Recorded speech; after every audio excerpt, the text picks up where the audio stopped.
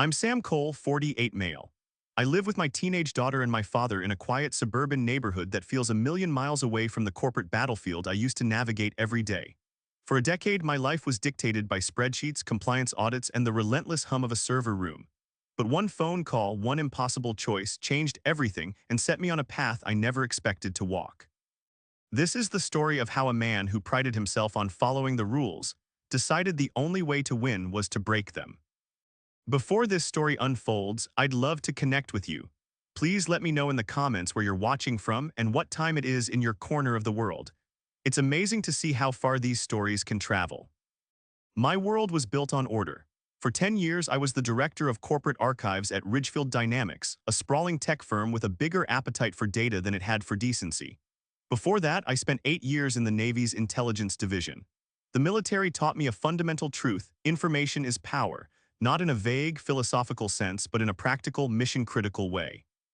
A misplaced document, a misread signal, a poorly organized file, these were the things that could lead to catastrophic failure. It was a lesson I carried with me into the civilian world. My job at Ridgefield wasn't glamorous. I was the keeper of secrets, the librarian of corporate history. Every contract, every patent filing, every email chain that could either save the company millions in a lawsuit or cost it everything passed through my department. I organized chaos into a fortress of searchable, verifiable facts. Life at home was a different kind of operation. 3 years after my divorce, my command structure consisted of my 16-year-old daughter, Chloe, and my 70-year-old father, Frank. Dad had moved in with us after a stroke the previous year. He was a retired machinist, a man who understood the world through tolerances and tangible things. His body was weaker now, but his mind was as sharp as the tools he used to operate. Chloe was the center of our universe. She had my focus but her mother's spirit, a combination that made her both fiercely independent and deeply compassionate. She was a straight-A student, a soccer player, and the only person who could consistently win an argument with me. Managing our small household was its own daily briefing, a mission of school runs, physical therapy appointments, and the constant negotiation over whose turn it was to do the dishes. It was a life I fought to protect. That protection became exponentially harder when Julian Vance took over as CEO 3 years ago. Vance was a man forged in the fires of shareholder meetings and hostile takeovers. He walked the halls of Ridgefield not like a leader, but like an occupying force. He saw employees not as assets to be nurtured, but as resources to be consumed. Under his command, the unspoken rule became total availability. 14-hour days weren't exceptional, they were the expectation. Work-life balance was a phrase he openly mocked in all-hands meetings, calling it a symptom of a weak corporate culture. He believed that fear was a more effective motivator than loyalty, and he cultivated it with a surgeon's precision. He would single people out in meetings, publicly questioning their commitment if he saw them leaving before 7 p.m. He implemented emergency, weekend projects that were transparently designed to test who was willing to sacrifice their family time for the company. I'd seen officers like him in the Navy, men who confused shouting with authority and who measured their power by the discomfort of their subordinates. They were dangerous then, and they were dangerous now. My department, the archives, was often the last to leave. When auditors were coming or a legal challenge was looming, my team and I would be there until the cleaning crews were finishing their shifts. I didn't mind the hard work, I was trained for it. What I minded was the culture of manufactured urgency Julian had created. He thrived on chaos, on creating problems only he could swoop in and solve. He would demand impossible reports with unrealistic deadlines, only to praise the teams who sacrificed their health and sanity to deliver. Those who pushed back, who tried to maintain boundaries, were quietly labeled as not a cultural fit, and sooner or later they would disappear. We all saw it happen. Good people, talented professionals were edged out because they had a sick parent, a young child, or simply the audacity to believe they deserved a life outside the office walls. I survived by being invisible and indispensable. My department was the company's institutional memory, and Julian, for all his bluster, knew he needed it. I kept my head down, did my job with military precision, and focused on my true mission, getting home to my family. But in Julian Vance's world, no one was safe. Forever, you were either a tool he could use or an obstacle to be removed. I just didn't realize how quickly I could become the latter. The call came at 8:45 p.m. on a Tuesday. The office was quiet, save for the hum of the servers from the room next door and the distant tapping of keyboards from the few other lifers still at their desks. I was in the middle of my shutdown sequence, archiving my last email, logging my hours, preparing the final checklist for the Kellerman audit scheduled for the next morning. It had been another grueling day, a 14-hour marathon of cross-referencing documents and ensuring every digital file was triple verified. My phone buzzed on the desk and I saw Chloe's name. A call this late usually meant a debate over her curfew or a reminder to pick up milk, but the sound of her voice told me this was different. Dad, I'm at the hospital, County General. My entire world snapped into a different focus. The audit, the spreadsheets, the corporate drone humming in my ears, it all faded to static. Chloe, what's your status? Talk to me. There was an accident, she said, her voice strained but steady. That was my girl, always trying to stay calm under pressure. A car ran a red light. I was on my bike coming home from the library. It hit me. I was already grabbing my jacket, my mind cycling through a dozen logistical calculations. How bad is it? Are you okay? My leg is not good, she admitted, and the crack in her composure sent a jolt of ice through my veins. The doctor said it's a clean break, but they need to do surgery. Tonight, they have to put pins in it. I'm on my way, I said, my voice leaving no room for argument. Tell me your room number. ETA is 20 minutes. My focus had narrowed to a single objective, get to my daughter. Everything else was irrelevant. Going somewhere cold. The voice sliced through the air, cold and sharp. I turned to see Julian Vance standing in the doorway of his glass-walled office, arms crossed, a look of profound disapproval etched on his face. He'd been in a late meeting with his executive team, a collection of hand-picked lieutenants who mirrored his own ruthless ambition. Family emergency, Mr. Vance, I said, keeping my tone professional. My daughter has been in an accident and requires immediate surgery. He barely blinked. To Julian, an employee's family was just a variable that interfered with productivity. Surgery, he repeated, as if the word itself was an inconvenience. That's unfortunate, but the Kellerman audit is at 800 hours tomorrow. You know what's at stake. Everything is prepared, sir, I assured him, moving towards the exit. The files are organized, the digital copies are indexed, and the preliminary report is on your desk. My deputy can handle any questions in the morning. This can't wait. That's when he smiled. It wasn't a smile of understanding. It was the predatory grin of a shark that had just smelled blood in the water. I'd seen that look before, right before he dismantled a department or fired a senior manager. He was recalculating, seeing an opportunity. So to be clear, he said, his voice loud enough for the other managers in the conference room to hear, you are refusing to stay and ensure the final preparations are complete. The question hung in the air, a perfectly crafted trap. He wasn't asking about my daughter or a medical emergency. He was framing my departure as insubordination. I could see his team watching from behind the glass, their faces impassive. They were witnesses to a demonstration. I am prioritizing a critical family medical situation, sir, I said firmly. It's not a refusal, it's a necessity. Julian's smile widened. Pack your personal items, Cole, you're done here. The words didn't seem real. It felt like a line from a movie, too dramatic to be happening in a quiet office on a Tuesday night. 10 years of 60-hour weeks of missed school plays and canceled vacations. A decade of my life dedicated to protecting this company's history, and it was all being erased in a single sentence because my daughter was hurt. I looked past Julian into the conference room. I saw faces of people I'd worked with for years, managers whose departments I'd saved from disastrous audit findings, executives whose forgotten passwords I'd recovered at midnight. Not one of them met my gaze. They were all suddenly fascinated by their laptops or the ceiling tiles. They had received the message loud and clear. Loyalty to the company was absolute. Anything less was grounds for immediate termination. I felt a surge of cold fury, but my training kicked in. Never show emotion to the enemy. Never let them see they've broken your composure. Understood, I said, my voice as level as I could make it. I didn't beg or argue. I simply turned, picked up my briefcase and coat, and walked toward the elevators. My phone was vibrating again. It was the hospital. As I passed the conference room, I saw Julian's reflection in the glass. He was leaning back in his chair, already addressing his team, likely using me as a case study in corporate discipline. He had won. He had made his point. But as the elevator doors closed, a different thought began to form in my mind, a thought born from years of analyzing threats and weaknesses. Julian had made a critical tactical error. He assumed that by firing me, he had neutralized me. He didn't understand that he had just turned his archivist, the one man who knew where every skeleton was buried, into an enemy with nothing left to lose. The drive to the hospital was a blur of red lights in the frantic rhythm of my own heart. I called the surgical floor and left a message for Chloe, telling her I was minutes away and that everything would be okay, a lie I wasn't even sure I believed myself. Losing my job was a logistical nightmare. The salary, the insurance, the stability, it had all been vaporized in an instant. The fear was a physical thing, a cold knot tightening in my gut. Any normal person would have been spiraling into a full-blown panic. But as I pulled into the hospital parking garage, years of training began to assert themselves over the emotional chaos. My mind, conditioned to assess threats and analyze intelligence, started to compartmentalize. Objective 1, Chloe. Objective 2, assess the damage. Objective 3, formulate a response.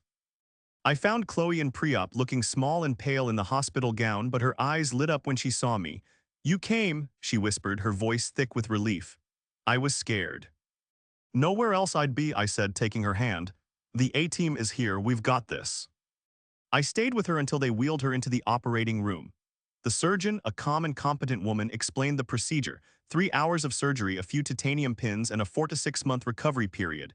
The prognosis was good. It was solid information, a clear mission plan. I could work with that. Sitting in the sterile quiet of the waiting room with the scent of antiseptic and stale coffee in the air, my thoughts drifted back to the office. The shock was wearing off, replaced by a cold, simmering rage.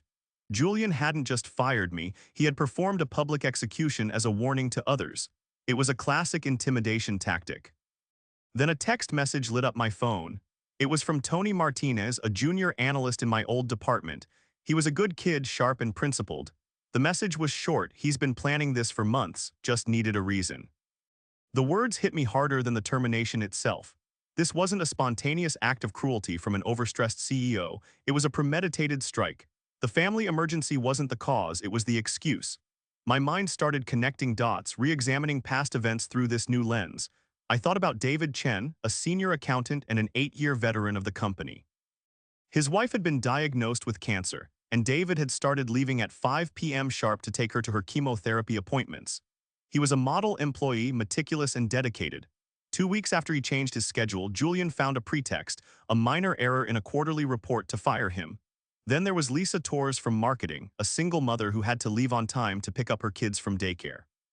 She was slowly buried under a mountain of performance warnings for a supposed lack of commitment, until she was finally forced to resign. The pattern was undeniable. Julian wasn't just a demanding boss, he was systematically purging anyone who demonstrated that their life outside the office was a priority. He was building an army of soldiers with no attachments, no distractions, people who would sacrifice anything for the company because they had nothing else. He was weeding out the humanity from his workforce. And I, with my aging father and my teenage daughter, was a prime target. My institutional knowledge, my access to the company's entire history, likely made me an even bigger threat in his eyes. He didn't just want me gone, he needed me gone.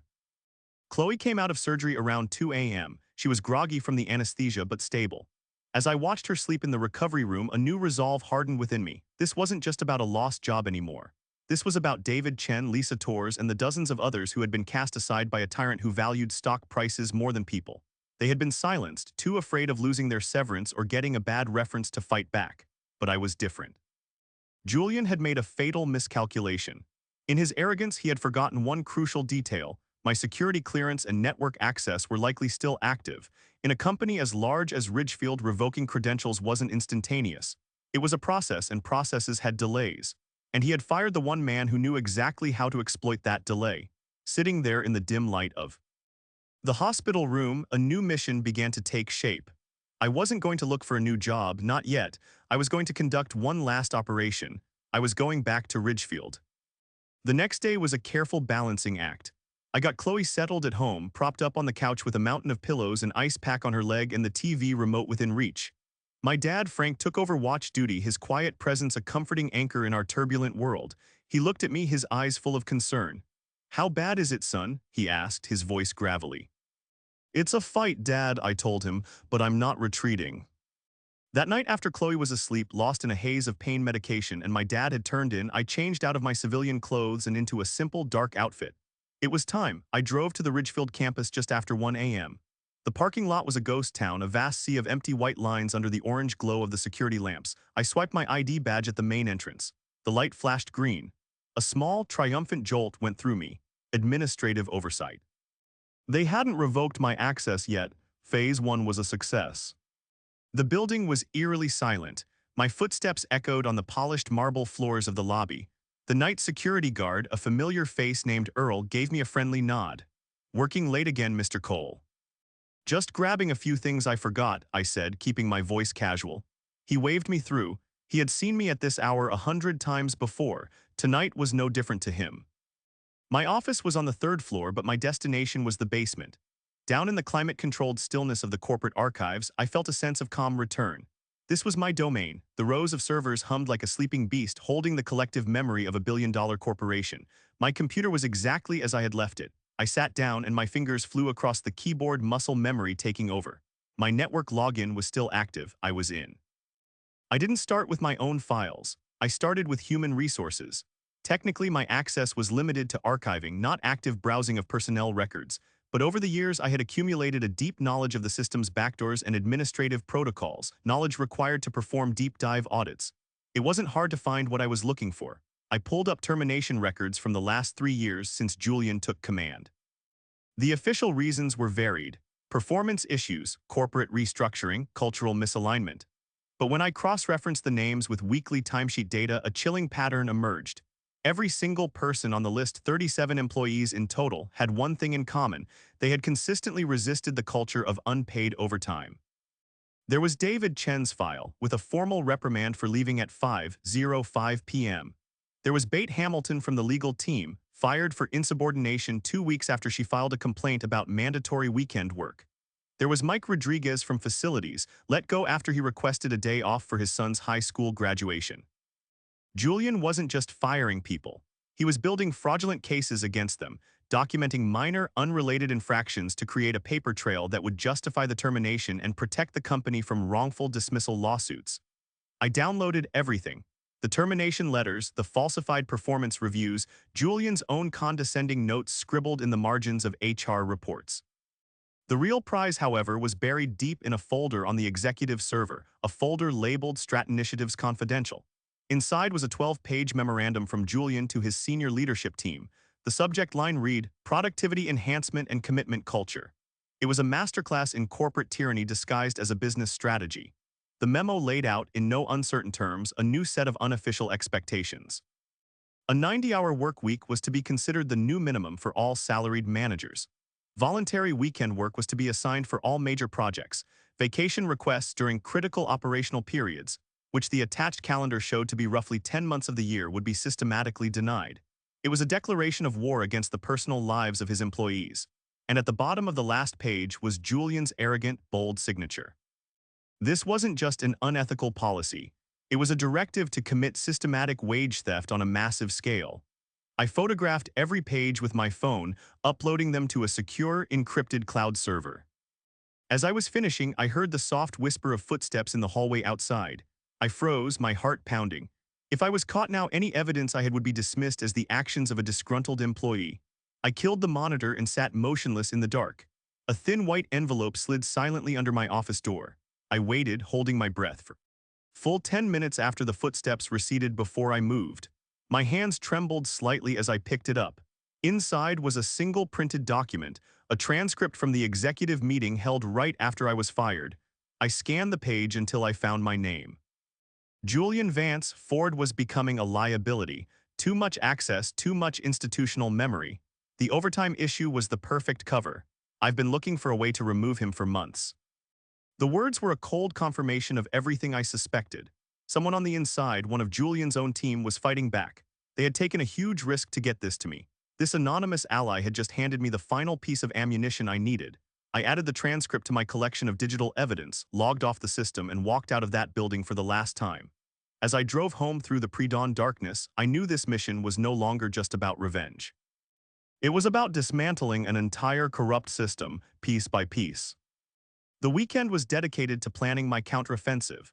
My dining room table, usually reserved for family meals and Chloe's homework, became my command center. I spread out the printed documents, my laptop glowing with spreadsheets connecting termination dates to vacation requests and logs of employees working late. It was a web of corporate malfeasance, and Julian Vance was the spider at its center. Chloe, hobbling around on her new crutches, looked at the mess with curiosity. "Big project, Dad?" she asked.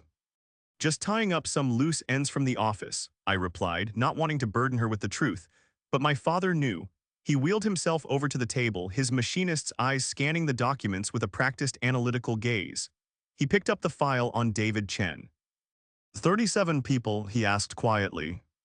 37 that I could find, I confirmed. There are probably more. He was silent for a long moment, his gaze distant. Your mother always said you had a problem with bullies, he said, his voice raspy with emotion. You never could just stand by and watch. He was right, it was a flaw, or maybe a feature hardwired into my operating system. From standing up for smaller kids on the playground to filing a formal complaint against a superior officer in the Navy for abusing his authority, I had always felt a compulsion to confront injustice. It had cost me before, and it was about to cost me again. But this time, the stakes were higher than a suspension or a negative mark on my service record. I knew I couldn't win this war alone. I had the intelligence, the ammunition, but I was just one man against $1 billion corporation. I needed an ally on the inside, someone with the power and the integrity to use the evidence I had gathered. I spent hours researching Ridgefield's board of directors.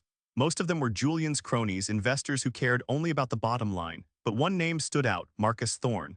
Thorne was a recent addition to the board. He was a former federal prosecutor with a reputation for being meticulous, tough, and incorruptible. He had a track record of pushing for corporate transparency. If anyone on that board would listen, it was him. Getting a meeting with a board member of a company that just fired you is not a simple task.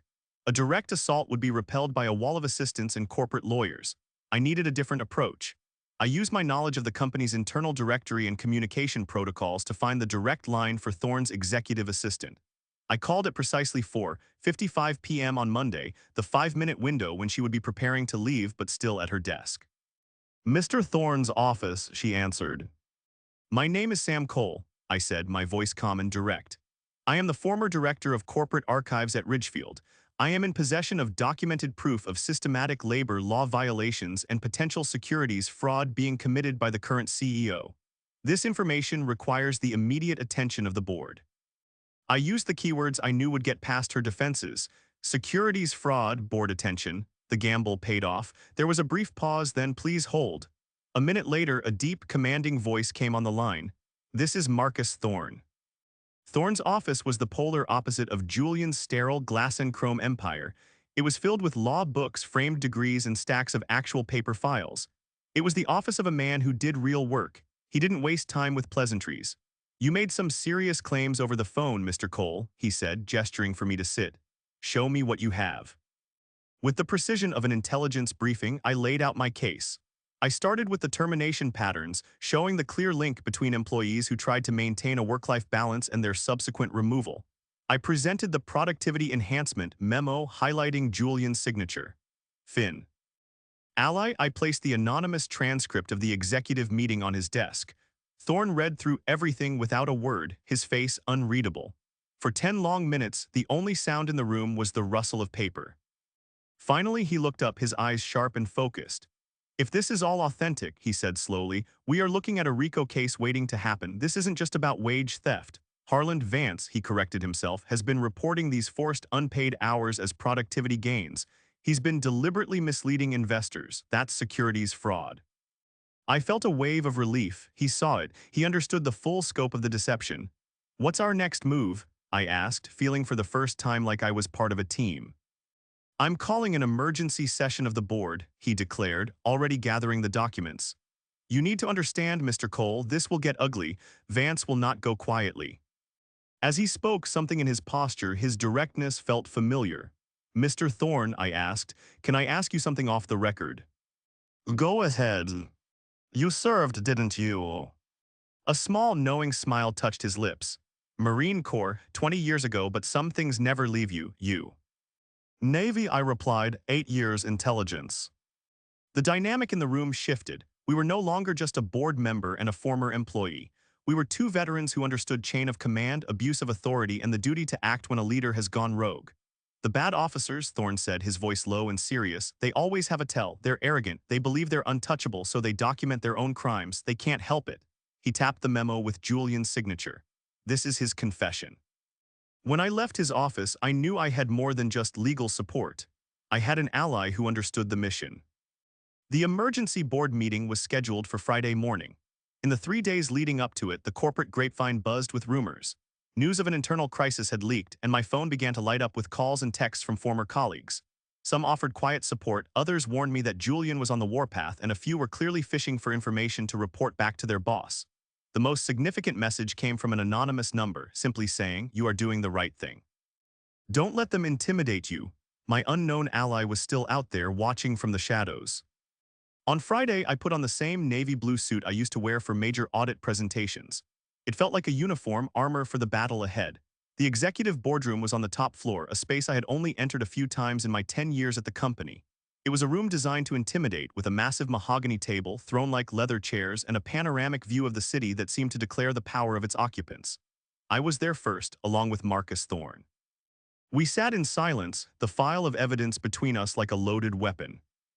Julian Vance arrived at precisely 9:00 a.m. He strode in with his usual air of absolute command, his red tie a slash of color against a crisp white shirt. When he saw me sitting at the table, his confident expression flickered through a sequence of surprise, then rage, then cool, calculated dismissal. He took his seat at the head of the table and addressed the other board members, deliberately ignoring my presence. "Gentlemen and ladies," he began, "I understand we're here to address some baseless allegations from a disgruntled former employee. I'm sure we can clear this up swiftly and get back to work." Marcus Thorne adjusted his glasses and opened the file. "Mr. Vance, this is not about a disgruntled employee," he said, his voice cutting through the room with prosecutorial force. "This is about evidence of systematic wage theft, falsified productivity reports, and securities fraud." He slid the first document across the polished table for everyone to see, the Productivity Enhancement Memo with Julian's signature at the bottom, clear and damning. A heavy silence fell over the room. The air, once charged with Julian's bravado, was now thick with tension. Julian scoffed, attempting a counterattack. "That memo is being taken completely out of context. It's a strategic document about setting high-performance standards." "Performance standards," Thorne interrupted, deploying the next piece of evidence. "Or a directive to break the law, because this email chain shows you instructing managers to discipline employees who refuse to work weekends without pay. Is that what you call a high-performance standard?" One by one, Thorne laid out the evidence, the termination records, the timesheet data, the transcript of Julian admitting he had planned my removal. With each new document, Julian's composure began to crack. His face, usually a mask of confident authority, became flushed with anger and then finally a flicker of panic. He tried to argue, to deflect, to reframe the evidence as standard business practice. But the paper trail was too complete, too absolute. But the final, devastating blow didn't come from Thorne's file. It came from a quiet, older board member named Richard Caldwell, a man I barely recognized. He stood up slowly, his hands trembling slightly as he rested them on the table. "Julian," he said, his voice thick with a sorrow that silenced the entire room. "My son worked for you in the IT department. He started here right out of college, eager to prove himself." Caldwell paused, taking a shaky breath. "Last year he collapsed at his desk from exhaustion after working 3 70-hour weeks in a row. He spent 2 days in the hospital. At the time, I was angry with him. I told him he needed to learn his limits." His gaze locked onto Julian. "But it wasn't his fault, was it? He was just following your orders. Your policy nearly killed my boy." That single, personal testimony did more damage than any legal document could. It transformed the argument from a debate about corporate policy into a story of human cost. It was a story every parent in that room understood. Julian was stunned into silence, his defenses completely shattered. "Richard, I had no idea," he stammered. Thorne slid another document forward. "Actually, you did, Mr. Vance. This is an HR report about the incident. You personally signed off on a written warning to Mr. Caldwell's son for poor time management following his hospitalization." That was it, the final checkmate. Julian looked around the table, desperately searching for an ally, but he found none. The faces that had once reflected his power now stared back at him with cold contempt. His empire of fear had crumbled. "You're all making a huge mistake," he bellowed, his voice cracking with desperation. "The stock is up 30% since I took over." "Built on a foundation of fraud and stolen labor," Thorne replied calmly. He then turned to the rest of the board. "I believe we have all the information we need. I move for the immediate termination of Julian Vance as CEO of Ridgefield Dynamics for cause." The vote was swift and unanimous. As the chairman announced the decision, 2 security guards entered the room, the same guards who knew me from my own late nights at the office. They stood by the door, waiting. Julian Vance, the man who had fired me with 4 cold words, was now being escorted out of his own boardroom, utterly defeated and alone. The fear he had used as a weapon was gone, and without it, he was nothing. In the wake of Julian's spectacular fall from grace, the boardroom felt strangely quiet. The tension had vanished, replaced by a sense of grim purpose. Marcus Thorne turned to me, his expression serious. "Mr. Cole," he said, "the board owes you a profound apology. We also have a proposition for you. We need an interim CEO to steer the company through this crisis while we conduct a search for a permanent replacement. We believe you are the right person for the job. You know the operations, and more importantly, you have proven your integrity." The offer was staggering. Just 2 weeks earlier, I had been thrown out of the building like a piece of trash. Now they were offering me the keys to the kingdom. I considered it for a moment, picturing myself in Julian's office righting all his wrongs, but the thought left me cold. I had spent 10 years in that building, sacrificing precious time with my family. I hadn't gone through all of this just to step back into another gilded cage. "I appreciate the offer, Mr. Thorne, but I have to decline," I said respectfully. "My time at Ridgefield is over, however, I do have a recommendation." I suggested Patricia Wells, the head of operations. She was brilliant, fair, and had quietly kept the company running despite Julian's chaotic leadership. She was a leader who inspired loyalty, not fear. The board readily agreed. The weeks that followed were a whirlwind of change. The Department of Labor launched a full-scale investigation into Ridgefield's labor practices, resulting in a massive settlement that included back pay for every employee Julian had exploited. Julian himself was facing a slew of federal charges for securities fraud. The last I heard, his lawyers were trying to negotiate a plea bargain to avoid a lengthy prison sentence. A few days after the board meeting, I received a call from David Chen. News of what had happened had spread quickly among the network of former employees. "I just wanted to say thank you, Sam," he said, his voice filled with emotion. "You got justice for all of us." He told me his wife was in remission and that he had found a new job at a company that valued its employees. His call meant more to me than any offer from the board. My own life began to find a new, healthier rhythm. I used my severance package and my savings to start my own consulting firm, helping smaller companies organize their data, systems, and navigate compliance regulations. The work was engaging, the pay was good, and best of all, I set my own hours. I was home for dinner every night. I was there to help my dad with his physical therapy and to watch Chloe, now off her crutches, regain her strength and confidence. One afternoon, as I watched her kicking a soccer ball in the backyard, her movement still a bit tentative but growing stronger every day, my phone rang. It was Marcus Thorne. "I have one last piece of intel for you," he said. "We found out who slipped you that transcript. It was Julian's executive assistant. She'd been keeping a private log of his misdeeds for over a year, just waiting for an opportunity." I smiled. Even in the heart of the empire, a quiet rebellion had been brewing. It was a powerful reminder that you're never as alone as a bully wants you to believe. Looking back, I realized that Julian Vance, in his arrogance, gave me an unintended gift that night he fired me. He thought he was making an example of me, showing everyone what happens when you dare to have a life outside the company. But what he really did was set me free. He liberated me from a toxic culture, and in doing so, created the very force that would bring about his downfall. He had built his kingdom on the belief that people were disposable, and that fear was a sustainable source of power. He was wrong. All it took was one person, armed with the truth and a basement full of meticulously organized files, to bring the entire corrupt structure crashing down. If you find yourself working for a tyrant like Julian Vance, remember this: they always leave a trail. The evidence of their wrongdoing is there, waiting in a file, an email, or a memo. You just have to be brave enough to find it, and more importantly, to use it. Because sometimes, the most powerful thing you can do is refuse to be silent.